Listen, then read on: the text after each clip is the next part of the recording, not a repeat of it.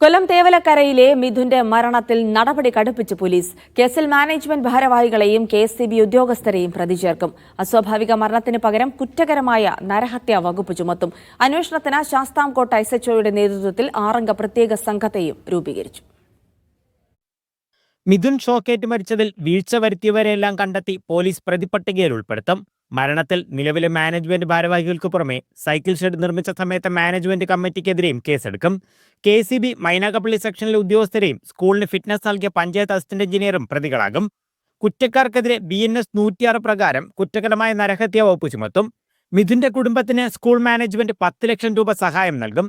എന്ത് നടപടിയും നേരിടാൻ തയ്യാറാണെന്ന് മാനേജർ പറഞ്ഞു. ഈ സംഭവം നടക്കുന്നത് തൊട്ട് ഞങ്ങൾ ഇതിൻ്റെ പുറകെ തന്നെയാണ്. ഈ കുട്ടിയുടെ കുടുംബത്തെ സഹായിക്കുന്നതിനായിട്ട് സാമ്പത്തികമായി മാനേജ്മെൻറ്റ് കമ്മിറ്റിയുടെ ഭാഗത്തു നിന്നും ഒരു 10 ലക്ഷം രൂപ ഞങ്ങൾ സഹായധനം തീരുമാനിച്ചിട്ടുണ്ട്. അന്വേഷണ സംഘം മാനേജ്മെന്റ് കമ്മിറ്റി യോഗത്തിന്റെ മിനിറ്റ്സ് ബുക്ക് ശേഖരിച്ചു. കൂടുതൽ മൊഴികൾ രേഖപ്പെടുത്തും. മിഥുന്റെ മരണത്തിന് പിന്നാലെ അടച്ച സ്കൂൾ ചൊവ്വാഴ്ച തുറക്കും. മീഡിയ 1 കൊല്ലം.